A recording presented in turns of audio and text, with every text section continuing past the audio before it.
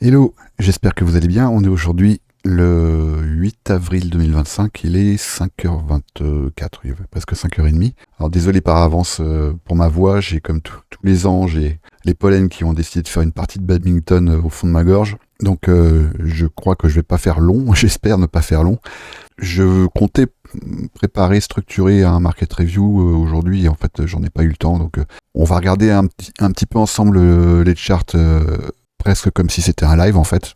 Mais bon, j'ai quand même quelques petites idées de ce que j'ai à vous dire. Alors c'est vrai que la dernière fois que j'ai fait un market review, on était à peu près sur le Nasdaq dans cette zone. On était en train de travailler ici cet imbalance. Et c'est vrai que mon hypothèse à cet instant-là du déroulement du prix était que pour que la dynamique daily notamment soit conservée, il fallait qu'on ait une réaction sur ces niveaux-là. Alors il se trouve que le marché en a décidé autrement. Bien évidemment, entre-temps, il y a eu l'annonce des tarifs douaniers, évidemment que le marché n'a pas apprécié. Bien évidemment, force est de constater que là, ici, le marché est en train de témoigner d'un retracement qui est conséquent, d'autant qu'on est sur les indices américains, sur le Nasdaq ici, hein, on est quand même, on est en train de titiller, on a titillé plutôt, les 30% de baisse sur 47 jours, sur 33 jours de session boursière, ce qui est énorme. Alors c'est énorme bien évidemment en termes de baisse, mais c'est également énorme en termes de rapidité. Donc ça c'est un point dont il va falloir se rappeler hein, quand on va essayer de faire quelques prospectives sur ce à quoi on pourrait s'attendre pour les jours, semaines à venir. Mais en tout cas, c'est suffisant pour qualifier cet événement d'exceptionnel. Auquel cas, c'est aussi ce qui va nous permettre d'aller regarder les événements exceptionnels qu'il y a eu par le passé et comment ça s'est déroulé. Donc là, on peut constater que ici, la dynamique daily, elle est entamée. Est-ce qu'elle est cassée en l'état actuel ? Non, on peut pas considérer que la dynamique daily est véritablement cassée. C'est quoi une dynamique ? C'est quoi une tendance ? Là-dessus, je pourrais vous renvoyer sur une vidéo que j'ai faite il y a quelques temps qui s'appelait Trend is your friend. Je mettrai pas le lien, mais bon, vous irez la chercher sur ma chaîne YouTube. On va essayer de schématiser, hein. Évidemment, vous avez bien compris que c'est jamais comme ça que ça se passe tout à fait exactement lorsqu'on dessine des courbes, mais en gros, voilà une tendance haussière. On va appliquer le principe de Gann, hein, qui est un principe qui est qu'on va quand même observer assez souvent. Donc, on va avoir ici un flux haussier avec un retracement sur les 50%. Voilà une dynamique haussière, à l'intérieur de laquelle on va avoir assez régulièrement ce qu'on appelle un événement de liquidité, c'est-à-dire que le marché va venir corriger et va venir procéder à ce qu'on appelle une purge, c'est-à-dire prendre des points d'intérêt qui vont donner du carburant à la continuation haussière, par exemple. Voilà. Donc on voit bien ici que la dynamique, la tendance haussière ici n'est pas entamée. Simplement à l'intérieur de ça, on a eu un ou plusieurs événements de liquidité. On va considérer que la dynamique haussière ici, elle est entamée et voire même elle change à partir du moment où on va avoir le fameux market structure shift, et le market structure shift qui va prendre cette forme, c'est-à-dire qu'on va avoir effectivement un retracement et ensuite on va avoir un retest des inefficiences avec un échec. Et voilà un changement de tendance. Donc pour l'instant, je dis bien pour l'instant, je dis pas que c'est ce qui va se passer, parce que personne ne connaît l'avenir bien évidemment, mais pour l'instant voilà où on se situe. Et là on commence à observer un léger petit retracement. Donc là on n'a absolument aucun moyen de savoir si on est en train effectivement d'observer un market structure shift ou simplement on est dans un événement de liquidité qui va nous amener ensuite à une continuation de cette tendance. Alors ça c'est une première chose. Donc bon, est-ce qu'il faut paniquer ?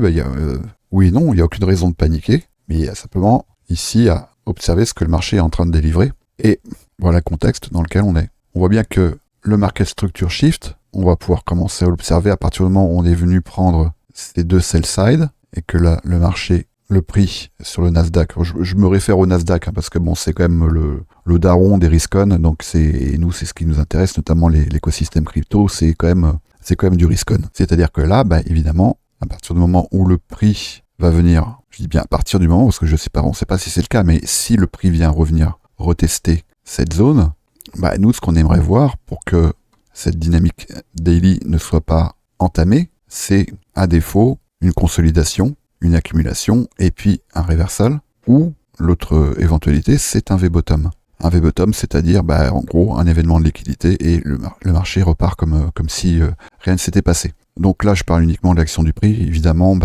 ça va être au niveau géopolitique et au niveau du commerce international que ça va se jouer. C'est-à-dire que suite à l'annonce de ces prix, de ces tarifs douaniers, eh bien, on a eu, comme dans un deuil, d'ailleurs, c'est vrai que ça fait plusieurs fois que j'utilise cette analogie, mais on a une réaction de choc, de colère, de déni, de marchandage, et puis d'acceptation. Donc là, on va rentrer, on a eu tout ça, hein, donc le choc, et puis à partir du moment où si on voit le prix qui se met à consolider, on sait qu'on est rentré dans une phase de marchandage en fait. Alors pour regarder un peu où est-ce que tout ça pourrait nous mener, en fait, il faut prendre du recul. La meilleure façon de prendre du recul, c'est de changer d'angle de vue et de passer en weekly. Et alors là, en weekly, il y a quand même des choses qui sont assez intéressantes à observer. Vous voyez ce que j'ai dessiné tout à l'heure? Et ce qu'on peut observer ici, en termes d'action du prix, je rappelle, tendance haussière avec un retest, souvent de ce qui s'avère être ici un breaker, un retest et on repart. Et ce qu'on peut regarder ici en weekly, c'est que je pourrais presque dessiner dessus. Voilà la forme que ça prend pour l'instant. Si j'enlève le bruit, en weekly, voilà ce que ça nous donne. Si je cache le prix, on voit que ici on va retrouver cette action du prix si particulière avec ici le retest d'un précédent sommet. Ce qui fait que là, actuellement, en unité hebdomadaire, on peut considérer que cette action du prix ici relève presque du normal et que la dynamique hebdomadaire haussière ici n'est pas entamée. Alors je sais bien que ça peut paraître bizarre à entendre avec après que le marché se soit pris un moins 30% sur le Nasdaq. Maintenant, si on regarde par le passé ce que le marché a pu délivrer, on va avoir plusieurs configurations. On va avoir la fameuse configuration dont vous vous rappelez tous, qui est celle du crack Covid, où en fait le marché nous a délivré un magnifique 30% de baisse. Et qu'est-ce qu'on a eu derrière? On a eu un V-bottom. On a eu un retest des précédents plus bas, des dernières SSL consécutives à cette hausse. Donc événement de liquidité, et on est reparti de plus belle. Voilà, donc c'est tout à fait ce qu'on pourrait observer ici, en admettant que il y ait par exemple des annonces, soit en termes de baisse de taux d'intérêt par exemple, ou des annonces comme quoi certains pays ont négocié des tarifs douaniers, etc., ou voire même ont supprimé des tarifs douaniers et sont repassés sur du libre-échange. Pourquoi pas? Ça, c'est une première chose. Et très honnêtement, je pense que c'est tout à l'intérêt de l'administration américaine que ça se passe comme ça. Et ça serait vraiment pas la première fois que ça arriverait. Donc ça, c'est un peu le premier scénario. Actuellement, moi, c'est plutôt mon scénario privilégié, je dois dire. L'autre scénario, et là, il va falloir aller sur quelque chose qui a suffisamment d'historique. On va aller sur le SPX. Voilà l'autre scénario. Et bon, là, c'est sûr que c'est un peu moins réjouissant. C'est celui-ci. C'est celui de l'éclatement d'une bulle. C'est ce qu'on a pu observer en 2000. On a eu ici la bulle des dot-com.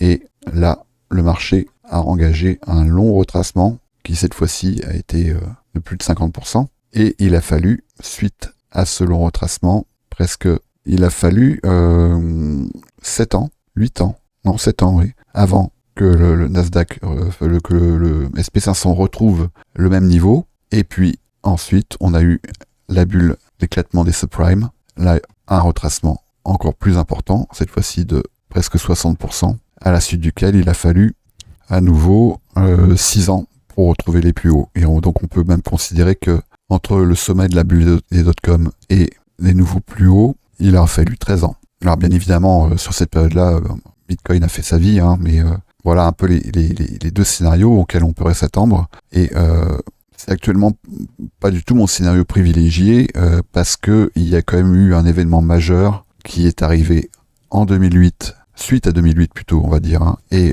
surtout 2020, c'est la façon dont la Fed intervient sur les marchés, qui est quand même qui correspond quand même à un changement de paradigme.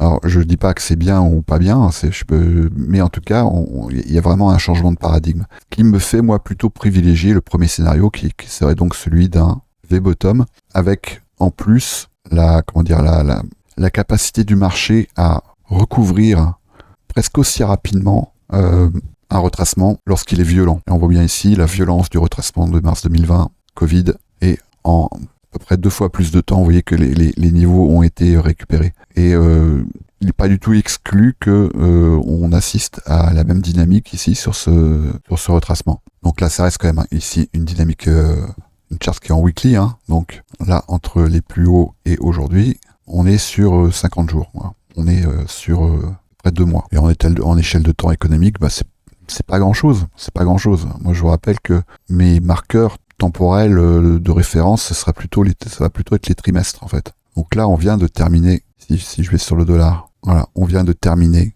Q1 2025. On entame ici Q2. Et je reste pour l'instant sur mon hypothèse privilégiée, celle que je vous expose déjà depuis un moment, hein, qui va être ici, d'une consolidation. Et à mon avis, je pense que le prix va venir retester cette zone sur le dollar entre les 103 000 et les 106 000. Donc après, quel va être l'impact sur le Nasdaq, ça, je pense qu'on va le savoir très vite. En tout cas, l'enseignement de tout ça, enfin, même si l'enseignement, on pourra le tirer une fois que cette dynamique sera établie, mais en termes d'action du prix, ça c'est Livermore qui nous l'a enseigné, on va plutôt avoir un schéma de pensée qui relève de celui du rasoir d'Occam, c'est-à-dire la tendance qui est notre ami. Et la tendance, pour l'instant, voilà ce qu'elle nous dit. Voilà ce que nous dit la tendance. D'autant, pas oublier non plus la vocation d'un indice comme le Nasdaq, le S&P 500 ou le Dow Jones. Hein, c'est pas oublier qu'il s'agit ici, le Nasdaq, des 100 plus fortes valeurs technologiques. Les plus fortes, les plus efficientes, les plus résilientes. Donc lorsque des valeurs se cassent la figure, elles sortent de ce classement. Ce qui fait que endémiquement, cet indice est fait pour monter. Le S&P 500 également, ce sont les 500 premières valeurs du marché américain. Donc endémiquement, elles sont faites pour monter. Ce qui permet aussi d'observer éventuellement la réussite ou l'échec de toute l'économie d'un pays, en l'occurrence ici les États-Unis. Bon, je ne vais pas beaucoup plus développer. Hein. Maintenant, évidemment, on est sur le deuxième trimestre 2025, et c'est ce qu'on va essayer d'observer. Et notamment, ce qui serait intéressant à observer, c'est dans le contexte d'un modèle 2022, par exemple. Qu'est-ce que nous enseigne ICT? C'est la constitution d'un range, et à la cassure d'une borne de ce range, on va observer la constitution ici d'un market structure shift, à l'intérieur duquel on pourra éventuellement se positionner pour aller, dans un premier temps, retester les inefficiences laissées à l'intérieur de ce range. Dans un deuxième temps, aller rechercher des déviations standards, donc par exemple les 50%, le fameux ratio de Gann, etc. Et éventuellement, ensuite, regarder ce que le prix est en train de délivrer pour savoir si on est bien dans le contexte d'une continuation de tendance, en l'occurrence ici weekly. Petit passage très rapide sur Bitcoin, et voilà le contexte dans lequel on est. Alors pareil, si je vais en weekly, ce qu'on peut observer, et c'est vrai que Bitcoin nous l'a déjà fait à de nombreuses reprises, c'est que on est venu ici titiller la zone de l'ancien ATH. Donc je serais même pas surpris qu'on y aille vraiment, hein, parce que pour l'instant on s'en est approché, mais on n'a pas vraiment, on n'a pas été au contact. Donc il n'est pas du tout exclu qu'on vienne vraiment au contact de cet ancien ATH sur les 73 800. Mais en tout cas, ce qui est assez intéressant à observer, et ça je pense qu'on va pouvoir l'observer en trimestriel, voire même en annuel, on va voir en 6 mois ce que ça donne. Voilà, en 6 mois. Donc en semestriel, voilà ce qu'on observe ici, ce qui commence à ressembler ici à un immediate rebalance. Il faut 3 bougies pour observer un immediate rebalance, et voilà ce qu'on a ici. Donc ça c'est une figure, en même temps qu'elle se confirme en semestriel, c'est une figure de continuation. C'est-à-dire que, au même titre qu'on l'a eu ici, le marché vient combler les inefficiences de prix et repart. On voit qu'ici, en trimestriel, le marché est venu combler une partie de cette inefficience ici, de cette imbalance qu'on peut voir, voilà, ici. Et si j'applique un ratio de Gann, on n'est pas tout à fait venu au contact des 50%, presque. Alors, les 50%, ils sont... c'est vrai qu'on a une confluence sur les 73 000, 74 000. Voilà, donc ça serait pas du tout déconnant que Bitcoin vienne à un moment donné, à l'occasion d'un nouveau stress du marché, parce que ce qu'on a vécu là, évidemment, c'est pas le dernier, et c'est pas le premier, et c'est pas le dernier. Donc, il est tout à fait possible que on revienne travailler dans cette zone-là, dans les 74 000. Je serais pas surpris. Et évidemment, enfin là je parle pour moi, mais je pense que tous ceux qui ont des convictions sur l'écosystème crypto et en général et le Bitcoin en particulier, la zone des 74 000 à mon avis est un très bon point de rechargement si jamais vous n'avez pas eu l'occasion de recharger là sur cette mèche trimestrielle qui nous a amené aux 74 400. Bon, si on y retourne, je pense que c'est un très bon point d'appui. Voilà en gros ce que j'ai à dire, parce qu'après, commencer à aller revisiter des plus bas ici, ça serait vraiment pas engageant. Et là, effectivement, là, on serait en observation d'un changement de dynamique mensuel. Et là, ça serait pour moi le signal d'un bear market qui, à mon avis, nous ramènera. C'est ce que j'avais identifié dans dans cette zone-là. Je pense que le prochain bear market, à mon avis, nous ramènera dans cette zone, ici, vers les 34 000, 35 000, je pense. On n'en est pas là. En l'occurrence, là, ce market review, c'était surtout, je parle même pas d'intraday aujourd'hui, c'était juste pour contextualiser un petit peu l'action du prix. Il n'y a ni raison de s'enflammer, d'acheter des couteaux qui tombent, il faut vraiment faire attention. Mais il n'y a pas, pour l'instant en tout cas, y compris sur le Nasdaq, il n'y a pas vraiment de raison de paniquer lorsqu'on observe cet indice le comportement de ces indices lors des précédentes décennies en fait. Donc on va bien observer ce qui va se passer, notamment là sur le mois d'avril, ça sera quand même un bon indicateur de ce à quoi on peut s'attendre, ce à quoi il est raisonnable de s'attendre, on va dire, pour les mois qui viennent.